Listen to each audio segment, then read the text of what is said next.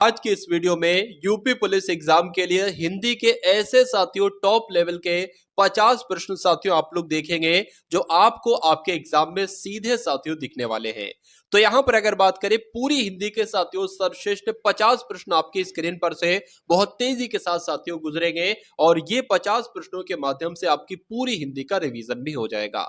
तो साथियों परीक्षा की अगर बात करें तो परीक्षा को पास करने के लिए इन 50 सवालों के जवाब आपको साथियों मालूम होना चाहिए। तो क्लास आपकी शुरू हो चुकी है और पहला प्रश्न आपकी स्क्रीन पर आ चुका है कि हिंदी साहित्य के इतिहास में जो कबीरदास हैं, सूरदास हैं, महावीर प्रसाद द्विवेदी हैं या प्रेमचंद्र है, हरिवंश राय बच्चन है, इनका जन्म साथियों किस राज्य में हुआ था। देखिए जिन लेखकों का जन्म उत्तर प्रदेश में हुआ है ना, वो लेखक आपसे साथियों एग्जाम में पूछे जाते कि इनका जन्म किस राज्य में हुआ है। तो आप लोग ध्यान रखेंगे जितने भी नाम साथियों यहां पर लिखे हैं इन सभी का जन्म साथियों अपने उत्तर प्रदेश में हुआ है, इसलिए आंसर आपका ऑप्शन नंबर सी के साथ जाएगा। उसके बाद देखिए राजपुरुष में साथियों कौन सा समास है।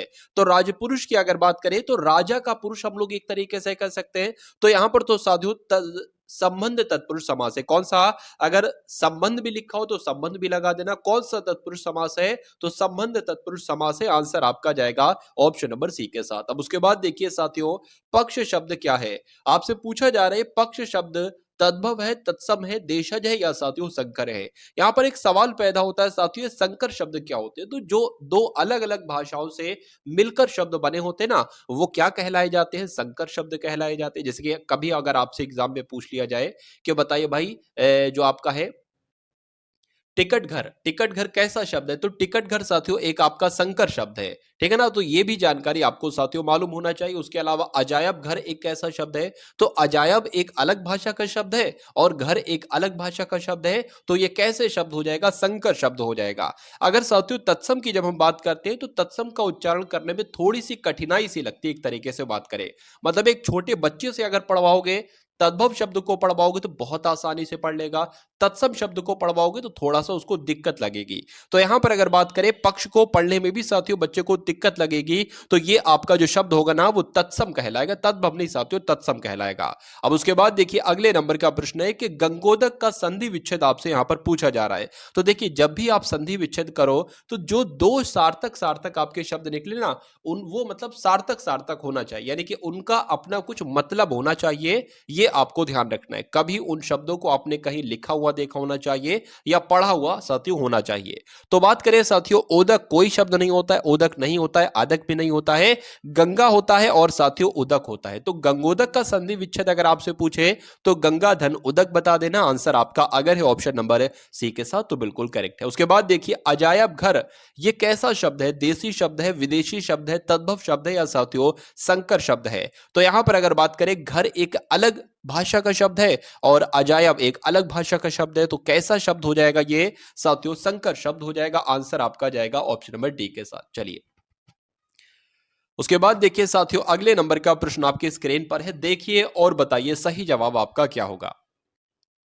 चलिए यहां पर अगर बात करें तुम्हारी पुस्तक यह नहीं है, यह नहीं वो है, रेखांकित शब्द का सर्वनाम आपसे साथियों पूछा जा रहा है। तो वह के नीचे साथियों रेखा हो जाएगी एक तरीके से और आपसे पूछा जा रहा है वह कैसा शब्द है। तो आप लोग ध्यान रखेंगे यह है, वह है, ये सारे सारे साथियों शब्द कैसे होते हैं, निश्चयवाचक सर्वनाम के उदाहरण होते हैं। तो आंसर अगर आपका है ऑप्शन नंबर डी के साथ तो बिल्कुल करेक्ट हो जाता है। अब उसके बाद देखिए वह बाजार जाएगा किस काल से संबंधित है। देखिए आपने बचपन में पढ़ा होगा वो कल आएगा, वो बाजार जाएगा, वो स्कूल जाएगा।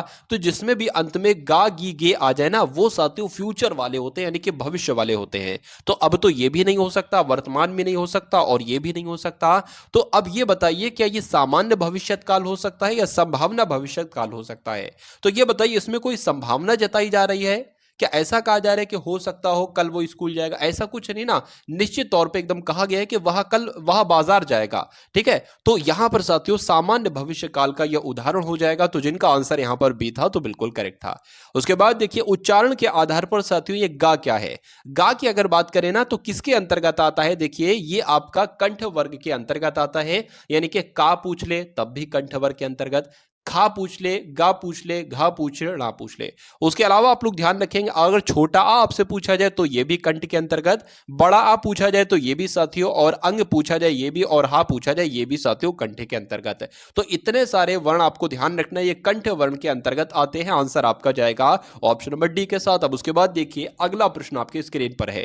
ये जो ध्रुव स्वामिनी नाटक है, इसके रचयिता आपसे साथियों पूछे जा रहे हैं। तो इसके रचयिता कौन है आप लोग ध्यान रखेंगे, जयशंकर प्रसाद जी जातियों इसके कौन हो जाएंगे, रचयिता हो जाएंगे, नाटककार हो जाएंगे। आंसर आपका जाएगा सी के साथ। उसके बाद देखिए कि निम्नलिखित वाक्य की अगर बात करें ना, मिश्र का मतलब होता है साथियों मिले जुले शब्द, मिले जुले शब्द ना। तो अगर किसी वाक्य में आपको साथियों जब और तब देखने को मिले, जब तुम आओगे तब वो जाएगा, तो ये जब और तब मिले जुले शब्द हो गए। अगर आपको साथियों क्या आ जाए, अगर आपको मान लीजिए ऐसे आ जाए, जैसा तुम करोगे वैसा वो करेगा, तो जैसा और वैसा मिले जुले शब्द आ जाए। अगर वाक्य में ऐसे शब्द आपको साथ दिखाई दे तो वो आपका मिश्र वाक्य का उदाहरण होगा।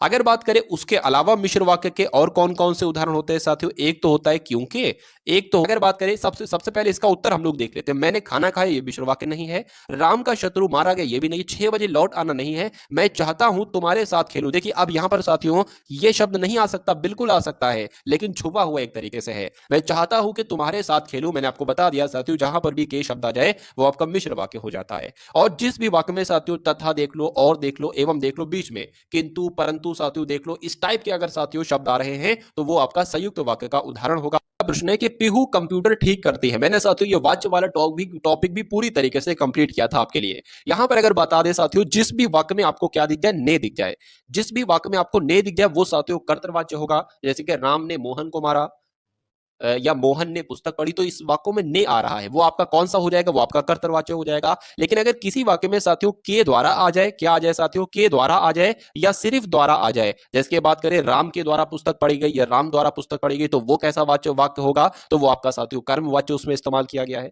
भाववाच्य की अगर साथियों बात करें, किसी भी शब्द से साथियों आप लोग कैसा इस्तेमाल देखें, से शब्द देखें, जैसे कि मोहन से चला नहीं जाता, अगर बात करें रवि से घूमा नहीं जाता, तो यहां पर से आ जाए और नहीं भी आ जाए साथ में, मतलब नकारात्मक शब्द, नकारात्मक वाक्य हो, तो वो आपके बहुवाच्य के उदाहरण होते हैं। ठीक है ना, कि सारी जानकारी साथियों आपको ध्यान रखना है। लेकिन अगर किसी वाक्य में ने नहीं लिखा हो, एक तरीके से छुपा हुआ हो, तो अगर ने लगता हो, पीहू कंप्यूटर ठीक करती है, यानी कि पीहू ने कंप्यूटर ठीक किया, एक तरीके से हो जाए। या दूसरी ट्रिक अगर बात करूं तो ये सब्जेक्ट यानी कि कर्ता के अकॉर्डिंग साथियों अगर क्रिया चेंज हो रही है ना, तो वो भी आपका साथियों कर्तवाच्य के अंतर्गत आता है। जैसे कि यहां पर एक पीहू लड़की है, इस लड़की के अकॉर्डिंग ही तो आया है करती, कर्ता तो इस्तेमाल नहीं कर दिया गया। लेकिन अगर मैं यहां साथियों लिख दूं पवन जो एक लड़का है, तो यहां पर कर्ती की जगह क्या आ जाएगा, कर्ता आ जाएगा। तो जिस भी वाक्य में साथियों कर्ता के अकॉर्डिंग क्रिया है, वो आपके साथियों कर्तवाच्य होता है। दूसरी ट्रिक मैंने आपको बताई, ने शब्द आ जाए या कहीं पर, जैसे कि हमने यहां पर पढ़ा था कि यहां पर साथियों छुपा हुआ था, ऐसे इस प्रकार भी साथियों यहां पर ने एक तरीके से छुपा हुआ है। अगर ऐसे ना समझ पाओ तो वो देख लो रूल के अकॉर्डिंग, जो है तो मैंने ट्रिक बताई कि अगर सब्जेक्ट के अकॉर्डिंग अगर क्रिया आ रही है तो भी साथियों कर्तवाच्य होगा। उसके बाद देखिए अगले नंबर का साथियों प्रश्न आपकी स्क्रीन पर है कि निम्नलिखित वाक्य में से कौन सा विराम चिन्ह छूटा है, बताइए। वह क्या लिखा हुआ है साथियों, वह यह कैसी विडंबना है, बताइए। देखिए यहां पर अगर बात करें, वह के बाद साथियों ये एपोस्ट्रोफी आपका आना चाहिए, यानी कि विस्मयादि बोधक साथियों एक तरीके से चिन्ह आना चाहिए था, और ये चिन्ह साथियों इस है। तो आंसर आपका जाएगा ऑप्शन नंबर सी के साथ। उसके बाद देखिए यथासाध्य शब्द में कौन सा समास है, बताने की कोशिश करें। देखिए मैं आपको साथियों बता चुका हूं, अगर किसी भी शब्द का साथियों पहला पद आपको देखने को मिल जाए, क्या यथा देखने को मिल जाए, या साथियों यथावत देखने को मिल जाए, या साथियों अनु देखने को मिल जाए, या साथियों प्रति देखने को मिल जाए, तो वो साथियों उसमें कौन सा समास होता है, अव्यय भाव समास होता है। ये भी आप लोग ध्यान रखेंगे, ठीक है ना। उसके अलावा साथियों मान लीजिए अगर शब्द आ जाता है जिसके रिपीटेशन हो जाती है, धीरे धीरे पूछे, धीरे धीरे में कौन सा समास है, तो अव्ययी भाव समास है। तेज तेज में कौन सा समास है, तो साथियों अव्ययी भाव समास है। ठीक है ना, रिपीटेशन वाले शब्द भी अगर आपसे पूछा जाए तो अव्ययी भाव समास है। और उसके अलावा अगर बात करें अनुकार आ जाएगा, तो पूछे इसमें कौन सा है, तो साथियों अव्ययी भाव है। प्रति आ जाए तो प्रति में भी साथियों, प्रति अगर पहले आ जाए ना शब्द के, तो उसमें भी अव्ययी भाव समास होगा। अगर बड़ा आ जाए जैसे कि आजन्म, तो आजन्म में कौन सा समास होगा, अव्ययी भाव समास होगा। ये बात भी आपको ध्यान रखना है। द्विगु की अगर बात करें साथियों, पहला पद संख्यावाचक होगा, जैसे कि चौराहा आ जाए, ठीक है ना, या तिराहा आ जाए, पहला पद अगर संख्यावाचक है तो वहां पर द्विगु समास। और द्वंद्व समास में क्या होगा, जिसके मैंने यहां पर साथियों लिखा आज कल। बीच में अगर साथियों योजक चिन्ह आपको दिख जाए और ये थोड़े थोड़े अपोजिट वर्ड आपको दिख जाए तो वहां पर साथियों द्वंद्व समास होता है। तो तीनों मैंने आपको बता दिए। हरिश्चंद्र शब्द में साथियों संधि आपसे पूछी जा रही है, स्वर संधि होगी, व्यंजन संधि होगी, या साथियों विसर्ग संधि होगी। तो आप लोग यहां पर ध्यान रखेंगे साथियों, हरिश्चंद्र शब्द में विसर्ग संधि होगी, आंसर आपका सी के साथ जाएगा। देशार्पण की अगर साथियों बात करें तो इसका समास क्या होगा, देखिए देशार्पण यानी कि देश के लिए अर्पण, तो यहां पर साथियों क्या आ गया, के लिए आ गया। और जहां पर साथियों के लिए आ जाता है वो आपका साथियों वहां पर संप्रदान तत्पुरुष समास होता है। आंसर आपका अगर है ऑप्शन नंबर बी तो बिल्कुल करेक्ट है। चलिए अब उसके बाद देखिए, पहाड़ी इलाके में इनमें से कौन सी भाषा बोली जाती है। तो पहाड़ी इलाके में तो साथियों गढ़वाली बोली जाती है और कमायूनी बोली जाती है, ये वाली बोलियां बोली जाती है। तो राइट आंसर आपका ऑप्शन नंबर बी हो जाता है। उसके बाद देखिए, किस रस के संचारी भाव जो होते हैं ना, उग्रता, गर्व, हर्ष आदि होते हैं। तो यहां पर अगर बात करें रौद्र में साथियों हर्ष होगा, बिल्कुल नहीं होगा। अगर बात करें वात्सल्य में साथियों गर्व गर्व होगा या हर्ष होगा, एक तरीके से उग्रता नहीं होगी। लेकिन जब वीर रस की साथियों जहां पर बात होती है ना, तो वहां पर उग्रता भी होती है, गर्व भी होता है और हर्ष भी होता है। तो आंसर आपका जाएगा बी के साथ। चलिए उसके बाद देखिए, बिनु पद चले सुनई बिनु काना, यानी कि बिन पदों के चल रहा है और बिन कानों के सुन रहा है। कर बिनु करम करे विधि नाना, आनंद रहित सकल रस भोगी, बिनु वाणी वक्ता बढ़ जोगी। तो कुल मिला के साथियों, जब भी ऐसी कंडीशन आए, आपसे कहा जाए कि भैया बिना इसके ये काम हो रहा है, अगर बात करूं कि बिना आंखों के देखा जा रहा हो, तो वहां पर साथियों इस टाइप की कंडीशन आपको देखने को मिले तो वहां पर साथियों हमेशा विभावना अलंकार होता है। ठीक है ना, तो विरोधाभास की अगर बात करें साथियों, विभावना अलंकार आप लोग ध्यान रखेंगे, आंसर आपका जाएगा ऑप्शन नंबर बी के साथ। चलिए उसके बाद देखिए, अगले नंबर का प्रश्न आपकी स्क्रीन पर है कि अब लो नसानी अब ना नसोहो में कौन सा रस है साथियों। तो इसमें शांत रस है, आंसर आपका जाएगा ए के साथ। मैं खाना खा चुका हूं, इस वाक्य में संयुक्त क्रिया का कौन सा भेद है, भाई भेद है साथियों, बताइए। देखिए मैं खाना खा चुका हूं, उसने कहा जा रहा है मैं अपना खाना खा चुका हूं, तो आरंभ बोधक तो नहीं हो सकता। अगर बात करें साथियों समाप्त हो चुका है उसका वो काम, खाना खाने वाला काम, तो समाप्ति बोधक साथियों आपका राइट आंसर हो जाता है। उसके बाद देखिए, इनमें से कौन सा पुल्लिंग शब्द है, बताइए। तो पुल्लिंग की अगर बात करें, कौन से शब्द में कैसा का इस्तेमाल हो रहा है। सरसों कैसी है, स्त्रीलिंग होगा। मकई कैसी है, स्त्रीलिंग होगा। सारस कैसा है साथियों, सारस के साथ कैसा का इस्तेमाल हुआ, इसलिए ये शब्द आपका पुल्लिंग हो जाएगा। सामान्य वर्तमान काल का आपसे उदाहरण पूछा जा रहा है, बताइए। तो सीता बाजार जाती होगी, तो ये तो साथियों सामान्य वर्तमान काल का उदाहरण नहीं है। रमेश ने समाचार पत्र पढ़ा, वर्षा हो रही थी, या वह कोलकाता जाता है। तो आपने बचपन में साथियों पढ़ा होगा, ता है, ती है, ते है, कहीं पर आ जाए तो वो आपका सामान्य वर्तमान काल का उदाहरण होता है। आंसर आपका जाएगा डी के साथ। चलिए उसके बाद देखिए साथियों, पवन का पर्यायवाची शब्द कौन सा नहीं है, ये आपसे पूछा जा रहा है, बताइए। तो पवन की अगर बात करें, पवन को समीर भी कहते हैं, मारूद भी कहते हैं और वात भी कहते हैं, लेकिन अनल नहीं कहते हैं। अनल साथियों किसे कहा जाता है, अनल तो आग को कहा जाता है। तो राइट आंसर आपका जाएगा बी के साथ। अब उसके बाद देखिए, प्रमुख बोलियां साथियों कौन कौन सी हैं। तो बात करें साथियों पश्चिमी हिंदी की बोलियों में साथियों खड़ी बोली आती है, ब्रज आती है, उसके अलावा साथियों बांगरू आती है, और कन्नौजी आती है, बुंदेली आती है। तो आंसर आपका साथियों किस ऑप्शन के साथ जाएगा, ऑप्शन नंबर सी के साथ जाएगा। भाई बहुत बढ़िया, वेरी गुड क्लास। शिल्पगत आधार पर दोहे का उल्टा आपसे एग्जाम में पूछा जाता है कि दोहे का उल्टा सोरठा होता है, ये आप लोग ध्यान रखेंगे, आंसर आप ऑप्शन नंबर ए हो जाता है। चलिए अब उसके बाद देखिए साथियों, अगले नंबर का प्रश्न बहुत इंपॉर्टेंट है कि सूची एक को सूची दो से आपको सुमेलित करना है, इत्यादि की अगर बात करें इसमें कौन सी संधि है। मैं आपको साथियों कई बार बता चुका हूं, कभी भी आपको दिखे कोई आधा अक्षर दिखे और उसके बाद या लिखा हो तो उसमें हमेशा साथियों यड़ संधि होगी। ठीक है ना। अगर साथियों बात करते हैं यहां पर पवन में, आप लोग देखकर ही बता देंगे साथियों पवन में कौन सी संधि हो जाएगी, अयादी संधि हो जाएगी। और जब हम लोग साथियों यहां पर हिमालय की बात करते हैं तो आपको ध्यान रखना हिमालय में दीर्घ संधि है। और सर्वोदय क्या सूर्योदय की अगर बात करें तो इसमें गुण संधि है।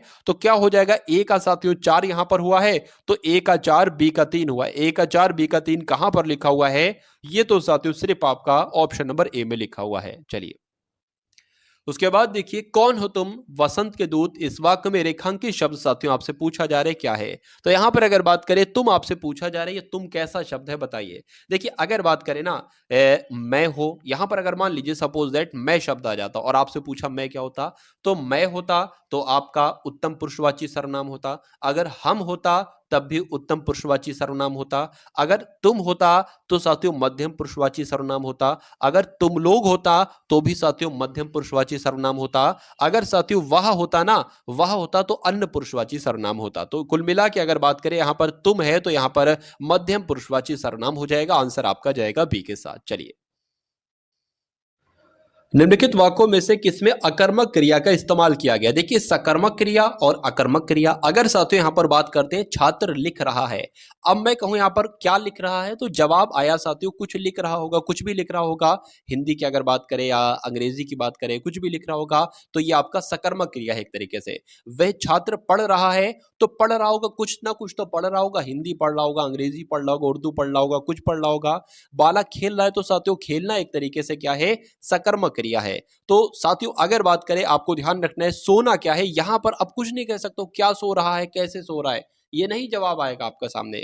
तो सोना साथियों एक अकर्मक क्रिया है, इसलिए आंसर आपका जो जाएगा वो ऑप्शन नंबर ए के साथ जाएगा। अब खेल रहा है तो कुछ ना कुछ तो खेल रहा होगा, बैडमिंटन खेल रहा होगा, क्रिकेट खेल रहा होगा, हॉकी खेल रहा होगा। तो कुल मिला के अगर बात करें, नीचे वाले साथियों सकर्मक क्रिया के उदाहरण है और ऊपर वाला इकलौता एक अकर्मक क्रिया का उदाहरण है, तो वही आपका बिल्कुल सही जवाब हो जाता है। चलिए, विजयदशमी संज्ञा शब्द में संज्ञा कौन सी आपसे पूछा जा रहा है, तो मुझे यह बताइए विजयदशमी क्या एक समूह है? नहीं। भाववाचक भी नहीं है, जातिवाचक है या साथियों संज्ञावाचक है?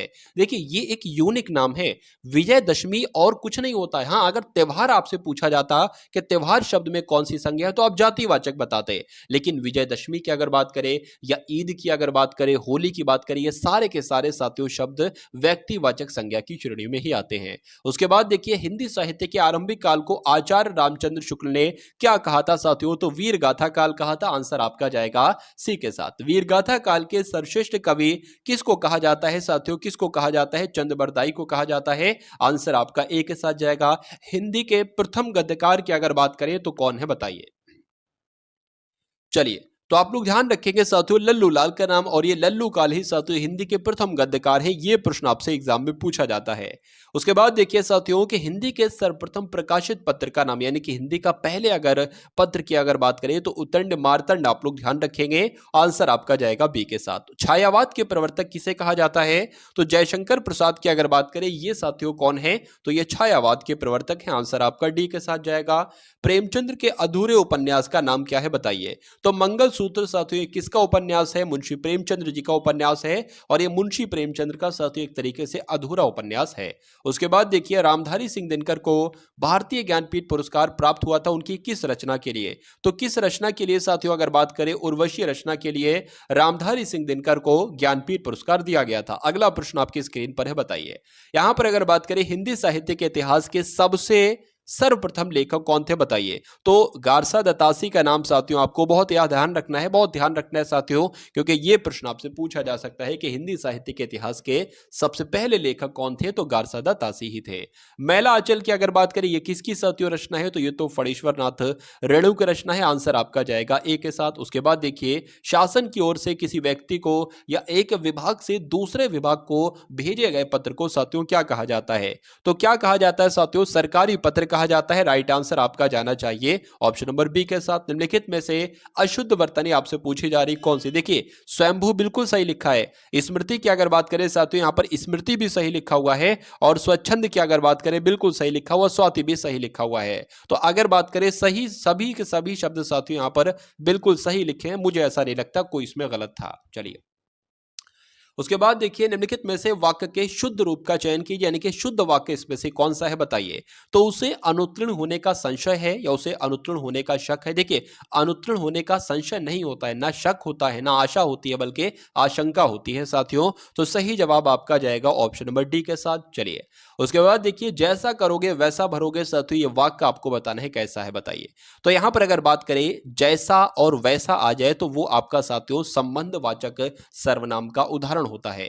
आंसर आपका जाएगा ऑप्शन नंबर सी के साथ, ठीक है ना। अगर निजवाचक की अगर बात करें, तो यहां पर शब्द आ सकता था साथियों खुद या स्वयं आ जाता, तो निजवाचक लगा देते। निश्चयवाचक की अगर बात करें तो यह शब्द आ जाता। पुरुषवाचक की अगर बात करें तो मैं, हम, तुम लोग, वह अगर शब्द आ जाता तो वह आपका पुरुषवाचक सर्वनाम हो जाता। अब उसके बाद देखिए, शा वर्ण कैसा है साथियों, बताइए। अगर आपसे पूछ लिया जाता साथियों या वर्ण कैसा है, तब भी आप साथियों क्या लगाते, तालव्य लगाते, और आपसे पूछा जाता शा वर्ण कैसा है, तब भी आप साथियों तालव्य ही नहीं लगाते। उसके बाद देखिए विलोम यानी कि कठिनाई का विलोम अगर आपसे एग्जाम में पूछा जाए तो क्या बताओगे साथियों? सरलता बताओगे। सही जवाब आपका ऑप्शन नंबर ए हो जाता है, मुझसे उठा नहीं गया।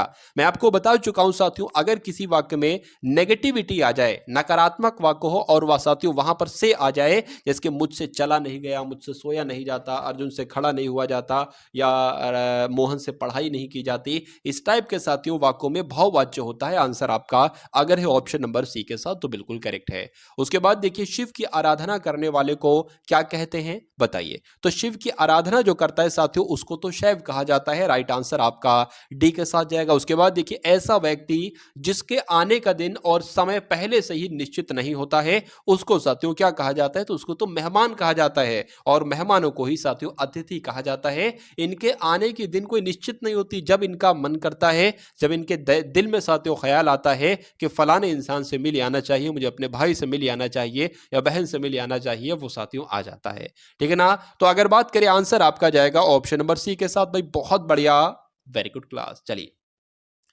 उर्मी और वीची पर्यायवाची शब्द हैं, आपसे पूछा जा रहा है तो किसके हैं? ये तो साथियों लहर के पर्यायवाची हैं। उर्मी भी लहर का पर्यायवाची है और वीची भी लहर का ही पर्यायवाची है। उसके बाद देखिए इनमें से तत्सम शब्द साथियों कौन सा है बताइए? तो अगर बच्चे से कोई शब्द पढ़वाओगे तो किस शब्द को पढ़ने में थोड़ी सी दिक्कत लेगा? चौपाया पढ़ डालेगा, चारपाया पढ़ डालेगा, चार पैर पढ़ डालेगा, लेकिन इसको पढ़ने में साथियों दिक्कत लगेगी। तो जिनको दिक्कत लगे ना वो तत्सम शब्द, और जिनको बच्चा बहुत आसानी से पढ़ दे वो आपके तद्भव शब्द कहलाए जाते हैं। चलिए गांधी जी का अर्थशास्त्र धर्म और किस पर आधारित है? तो महात्मा गांधी जी की अगर बात करें इनका साथियों किस पर आधारित है?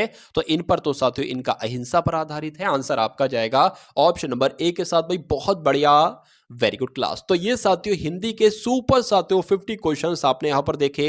मैं उम्मीद करता हूं क्लास आपको साथियों पसंद आई होगी। उसके अलावा अगर बात